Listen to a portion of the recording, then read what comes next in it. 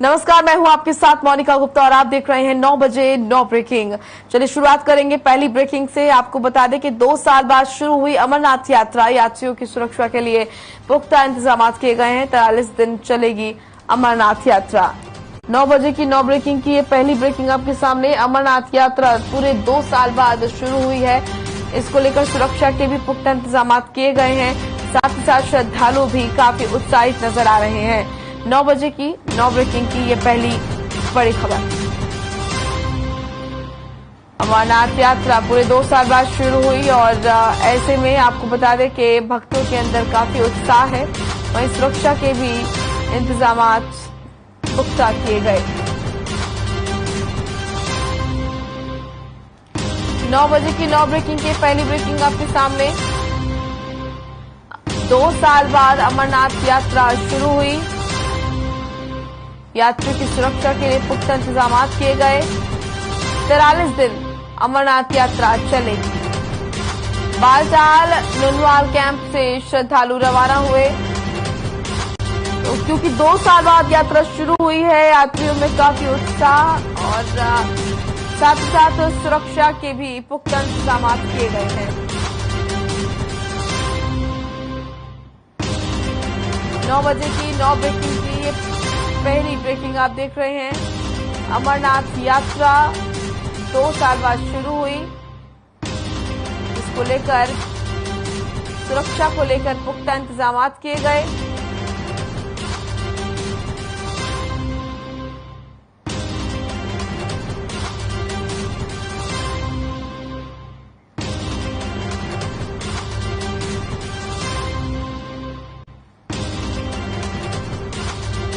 चलिए अब रुक करेंगे दूसरी बड़ी खबर का। दिल्ली में उद्यमी भारत कार्यक्रम का आयोजन होगा।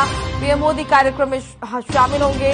आरएएमपी और एसडीएफटीई योजनाओं की करेंगे शुरुआत। पीएमईजीपी योजना की नई विशेषताओं का करेंगे शुभारंभ। आपको बता दें कि सुबह करीब 10:30 बजे विज्ञान भवन में होगा ये कार्यक्रम। 9 बजे की 9 ब्रेकिंग की ये दूसरी ब्रेकिंग आपके सामने। आपको बता दें कि ये कार्यक्रम आज होगा। इस कार्यक्रम में शामिल होंगे प्रधानमंत्री नरेंद्र मोदी। दिल्ली में उद्यमी भारत कार्यक्रम का आयोजन होगा। पीएम मोदी कार्यक्रम में शामिल होंगे। आरएएमपी और एसडीएफटीई योजनाओं की शुरुआत करेंगे। पीएमईजीपी योजना की नई विशेषताओं का करेंगे शुभारंभ। 10:30 बजे विज्ञान भवन में पहुंचेंगे प्रधानमंत्री नरेंद्र मोदी। 9 बजे की 9 ब्रेकिंग की ये दूसरी ब्रेकिंग आप देख रहे हैं। दिल्ली में उद्यमी भारत कार्यक्रम का आयोजन। प्रधानमंत्री नरेंद्र मोदी इस कार्यक्रम में शामिल होंगे। आरएएमपी एसडीएफटीई योजनाओं का शुभारंभ करेंगे। पीएमईजीपी योजना का भी करेंगे शुभारंभ। सुबह करीब 10:30 बजे प्रधानमंत्री नरेंद्र मोदी विज्ञान भवन पहुंचेंगे। तो ये दूसरी बड़ी खबर। दिल्ली में उद्यमी भारत कार्यक्रम का आयोजन। पीएम मोदी इस कार्यक्रम में शामिल होंगे। आरएएमपी और एसडीएफटीई योजनाओं की शुरुआत करेंगे। पीएमईजीपी योजना की भी नई विशेषताओं का शुभारंभ करेंगे। तो 9 बजे की 9 ब्रेकिंग की ये दूसरी ब्रेकिंग आप देख रहे हैं। प्रधानमंत्री इस उद्यमी भारत कार्यक्रम में शामिल होंगे। 10:30 बजे करीब विज्ञान भवन पहुंचेंगे प्रधानमंत्री नरेंद्र मोदी।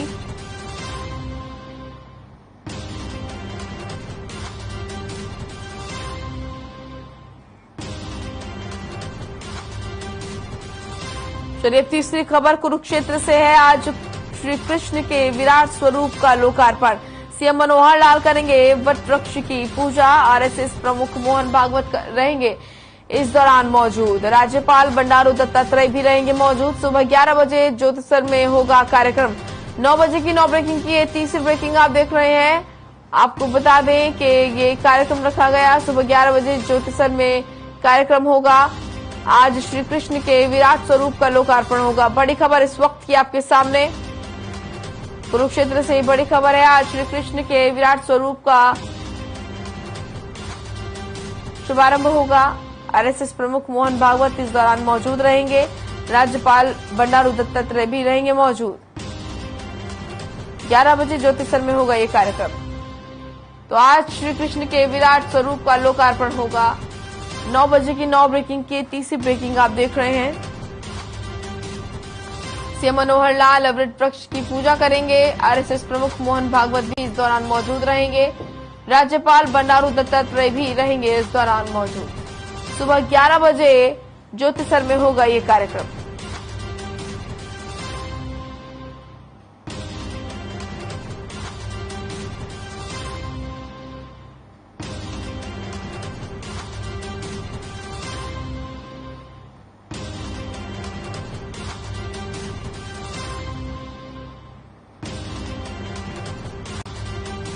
चलिए अब रुक करेंगे चौथी बड़ी खबर का। चंडीगढ़ से है ये बड़ी खबर। मुख्य सचिव संजीव कौशल ने की समीक्षा बैठक। मिलों की बकाया राशि के भुगतान के संबंध में की गई बैठक। 9 बजे की 9 ब्रेकिंग की चौथी ब्रेकिंग आप देख रहे हैं। निश्चित समय में बकाया राशि का भुगतान करें। तो चंडीगढ़ से खबर, जहां हरियाणा के मुख्य सचिव संजीव कौशल ने चीनी मिलों की बकाया राशि के भुगतान के संबंध में समीक्षा बैठक की अध्यक्षता की। इस दौरान उन्होंने यहां पर निर्देश दिए कि मिलों की ओर से बकाया राशि का भुगतान निश्चित समय पर हो जाना चाहिए। 9 बजे की 9 ब्रेकिंग की ये चौथी ब्रेकिंग आप देख रहे हैं। मुख्य सचिव संजीव कौशल ने की समीक्षा बैठक। मिलों की बकाया राशि के भुगतान के लिए की समीक्षा बैठक और अधिकारियों को निर्देशित भी किया। इस वक्त की बड़ी खबर चंडीगढ़ से। 9 बजे की 9 ब्रेकिंग के चौथी ब्रेकिंग आप देख रहे हैं।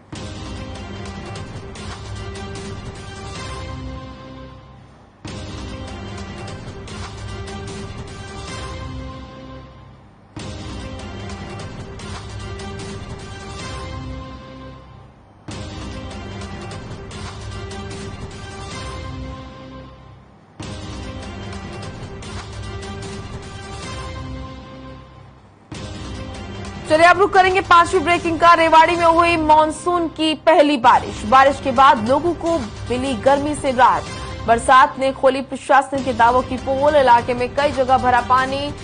मौसम विभाग के अनुसार 2 जुलाई तक होगी बारिश। तो 9 बजे की 9 ब्रेकिंग की ये 5वीं ब्रेकिंग आप देख रहे हैं। मानसून आ चुका है। मौसम विभाग के अनुसार 2 जुलाई तक लगातार बारिश होगी। रेवाड़ी में हुई मानसून की पहली बारिश और इस बारिश से प्रशासन की पोल खुलती हुई नजर आ रही है। जगह जगह जल भराव हुआ। तस्वीरें भी आपको दिखा रहे हैं। 9 बजे की 9 ब्रेकिंग की 5वीं ब्रेकिंग। मौसम विभाग के अनुसार 2 जुलाई तक बारिश होगी। रेवाड़ी में हुई मानसून की पहली बारिश और इस पहली बारिश ने प्रशासन की पोल खोल दी। आपको बता दें कि जगह जगह जलभराव की समस्या देखने को मिली।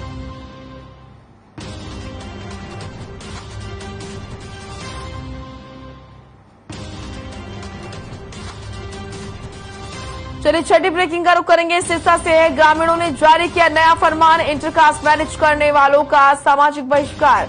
मां बाप की मर्जी के बिना शादी करने पर होगा बहिष्कार। भविष्य में कोई नुकसान होने पर वो खुद जिम्मेदार होंगे। सिरसा के कालावाली गांव में ग्रामीणों ने नया फरमान जारी किया है, जहां गांव के सैकड़ों लोगों ने इकट्ठा होकर सामाजिक तौर पर ऐसे लड़के और लड़कियों का बहिष्कार करने का फैसला लिया है जो अपने माता पिता की मर्जी के बिना भागकर शादी करते हैं। इसके अलावा अपनी जाति बिरादरी से बाहर शादी रचाने वालों के खिलाफ भी पंचायत ने कड़ा फैसला सुनाया है। वहीं मीडिया से बातचीत करते हुए ग्रामीणों ने बताया कि ऐसे लड़के और लड़कियां अपनी जाति बिरादरी से बाहर भी शादी करते हैं तो उनकी सामाजिक तौर पर उनका बहिष्कार किया जाएगा। साथ ही ऐसे लड़के लड़कियों का अगर भविष्य में कोई नुकसान होता है तो उसके लिए वो खुद जिम्मेदार होंगे।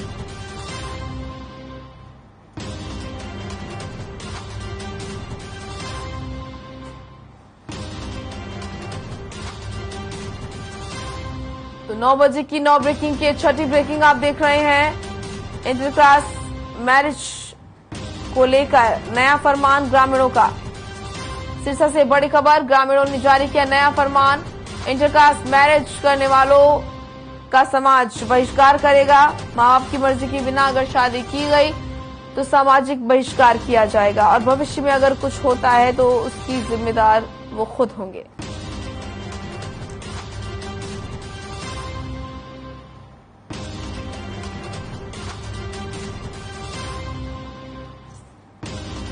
हरियाणा में कोरोना के 620 नए केस मिले हैं। 612 लोगों ने कोरोना को मात दी है। प्रदेश में कोरोना के 2632 केस एक्टिव मिले हैं। 9 बजे की 9 ब्रेकिंग के साथ ब्रेकिंग आप देख रहे हैं। प्रदेश में कोरोना की क्या स्थिति है, ताजा आंकड़े आपके सामने। और 2632 केस एक्टिव मिले हैं प्रदेश में। सबसे ज्यादा गुरुग्राम में 356 केस मिले हैं, फरीदाबाद में 82, तो पंचकुला में भी लगातार केस बढ़ रहे हैं। 9 बजे की 9 ब्रेकिंग की ये 7वीं ब्रेकिंग आप देख रहे हैं। हरियाणा में कोरोना के 620 नए केस मिले। 612 लोगों ने कोरोना को मात दी और प्रदेश में कोरोना के 2632 केस एक्टिव है।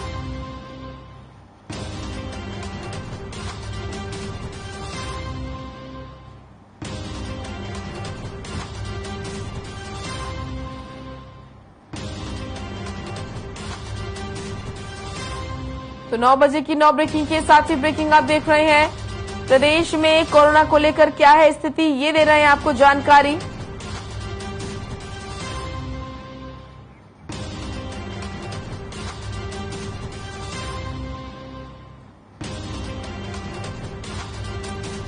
चलिए आप रुक करेंगे 8वीं ब्रेकिंग का। देहरादून से उत्तराखंड में 9 दिन की देरी से पहुंचा मानसून। मौसम विभाग में ऑरेंज अलर्ट जारी किया गया। नैनीताल, उत्तरकाशी, चमोली में हो सकती है भारी बारिश। बागेश्वर, पिथौरागढ़ में भी भारी बारिश के आसार नजर आ रहे हैं। आपदा प्रबंधन विभाग ने जिला प्रशासन को निर्देश दिए। जिला प्रशासन को सतर्क रहने के दिए हैं निर्देश।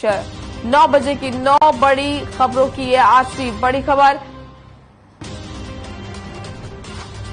देहरादून से ये बड़ी खबर है। उत्तराखंड में 9 दिन देरी से पहुंचा मानसून। मौसम विभाग में ऑरेंज अलर्ट जारी किया गया। नैनीताल, उत्तरकाशी, चमोली में हो सकती है भारी बारिश।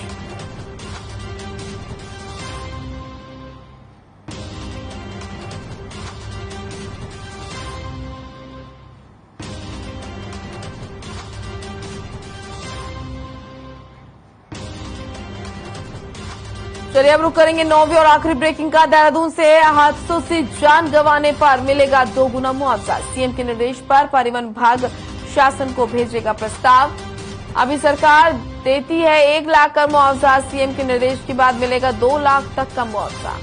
9 बजे की 9 ब्रेकिंग की 9वीं ब्रेकिंग आपके सामने। हादसों से जान गंवाने पर मिलेगा 2 गुना मुआवजा। सीएम के निर्देश पर परिवहन विभाग ने शासन को निर्देश दिए। इस वक्त की बड़ी खबर 9 बजे की 9 ब्रेकिंग की 9वीं ब्रेकिंग आपके सामने।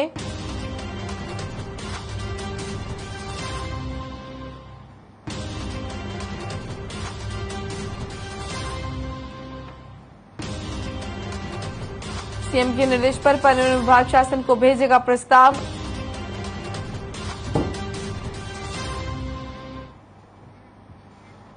चंडीगढ़ में चल रही जीएसटी काउंसिल की 2 दिन की बैठक बुधवार को खत्म हो गई। बैठक में वित्त मंत्री निर्मला सीतारमण के साथ राज्यों के वित्त मंत्री भी शामिल थे। बैठक के दूसरे दिन सभी राज्यों ने जीएसटी मुआवजा के लिए समय सीमा और बढ़ाने की मांग रखी। वहीं निर्मला सीतारमण ने बुधवार को जीएसटी काउंसिल की 2 दिवसीय बैठक के बाद प्रेस को संबोधित किया। उन्होंने कहा कि इस बैठक में सभी एजेंडे पर चर्चा हुई। साथ ही कहा कि अभी राज्यों का जीएसटी मुआवजा बढ़ाने पर कोई फैसला नहीं हुआ है।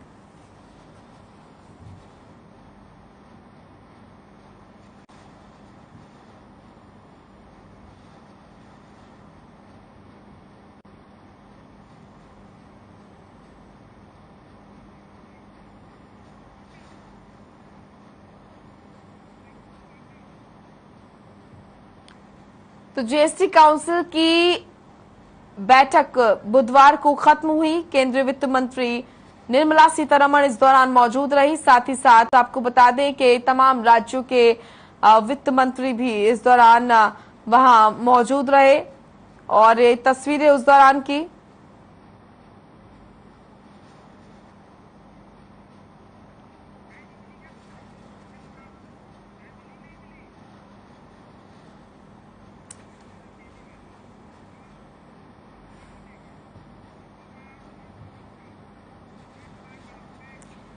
सीएम मनोहर लाल ने बुधवार को हरियाणा निवास में शहरी स्थानीय निकाय विभाग की समीक्षा बैठक की।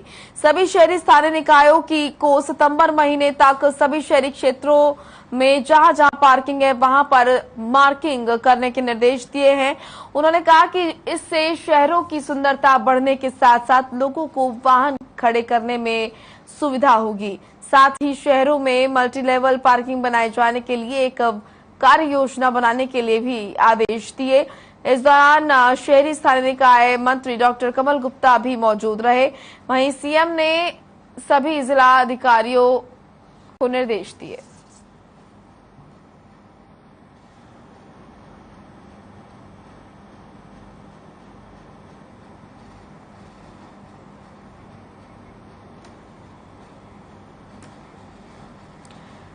परिवहन मंत्री मूलचंद शर्मा ने ई व्हीकल पॉलिसी पर बोलते हुए कहा कि इलेक्ट्रिक व्हीकल पॉलिसी को कैबिनेट ने पास किया है। जितने इलेक्ट्रिक व्हीकल है, चाहे वो 4 व्हीलर हो, 2 व्हीलर हो, 3 व्हीलर हो या उनको प्रदेश सरकार ने सब्सिडी उन पर रखी है। उन्होंने कहा कि गुरुग्राम और फरीदाबाद में खासतौर पर ई व्हीकल पॉलिसी को बढ़ावा देंगे।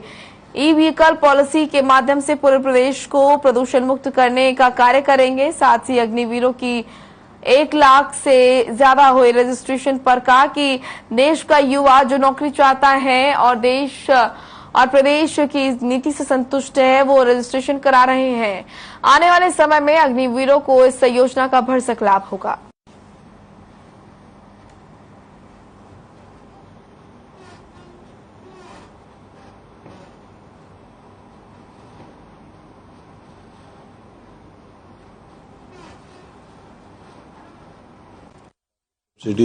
अभी इलेक्ट्रिकल पॉलिसी जो अभी कैबिनेट ने पास की है और इलेक्ट्रिकल व्हीकल के 2 व्हीलर हो, 4 व्हीलर, 3 व्हीलर और जितनी इलेक्ट्रिकल व्हीकल है उसके लिए प्रदेश सरकार ने सब्सिडी रखी है और ज्यादा से ज्यादा इलेक्ट्रिकल व्हीकल प्रदेश में गुड़गांव और फरीदाबाद में इसको बढ़ावा देंगे और पूरे प्रदेश को पोल्यूशन फ्री करने का हम कार्य करेंगे। मैं आपके चयनित अग्निवीरों के जो रजिस्ट्रेशन जो पहले 6,000 हुए, फिर 20,000 हुए, 1 लाख हुए, जो प्रदेश के जो देश का जो युवा है जो नौकरी करना चाहता है, जो प्रदेश और देश की जो नीति से पूरी तरह समर्पित है, वो लोग रजिस्ट्रेशन कर रहे हैं, वो जाना चाहते हैं और देश के प्रति काम करना चाहते हैं और लोगों के आने वाले समय नौजवान साथी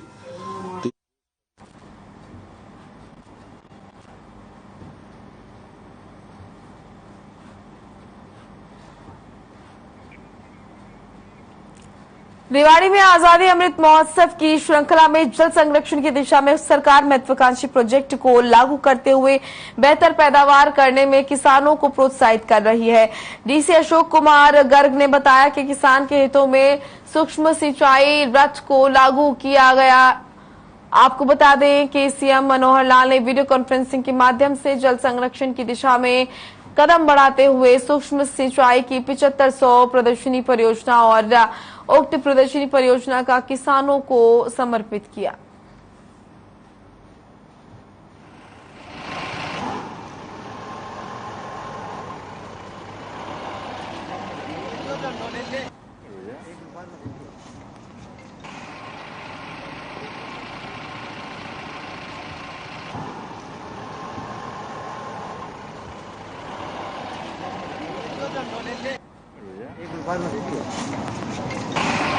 देखिए, सूक्ष्म सिंचाई का जो ये स्कीम है इसको आज लॉन्च किया गया है और माननीय मुख्यमंत्री जी के द्वारा पंचकुला में 75 वर्ष हमारी आज़ादी के पूरे हो गए। इस उपलक्ष्य में 7500 किसानों को ये सूक्ष्म सिंचाई आज ये उपलब्ध कराई जाएगी। ये लगभग 100% इसमें सब्सिडी है।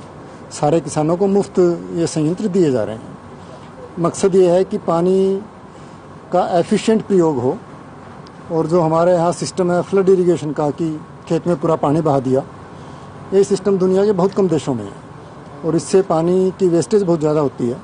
वो वेस्टेज ना हो और पानी की एक एक बूंद सही तरीके से इस्तेमाल हो, उसके लिए सूक्ष्म जो सिंचाई है, ड्रिप इरिगेशन जिसको बोलते हैं, टपका सिंचाई है, ये बहुत ज़्यादा एफिशिएंट है। तो इसको पूरे हरियाणा में प्रमोट करने के लिए सरकार विशेष कोशिश कर रही है। उसी कड़ी में आज ये शुरू किया गया है। तो टपका प्रणाली जो है उसके लिए कितने किसानों का भी तो लाभान्वित किया गया है सरकार? देखिए, पूरा डाटा तो विभाग के पास है, लेकिन आज पूरी स्टेट में 7500 किसानों को आज के दिन ये लाभ दिया जा रहा है। तो कैसे जागरूक करेंगे बाकी किसानों को? अभी जैसे जागरूकता अभियान भी चलाएंगे और हर गांव में जाके जो विभाग है वो जागरूक करेगा। तो 1 तारीख से सिंगल यूज प्लास्टिक पर बैन लगाया जा रहा है, क्या कुछ प्रयास किए जा रहे हैं अपनी तरफ से, अब उनको जागरूक किया जाए, लोगों को, दुकानदारों को? लोगों को जागरूक भी किया जा रहा है म्यूनिसिपल कमेटी के द्वारा।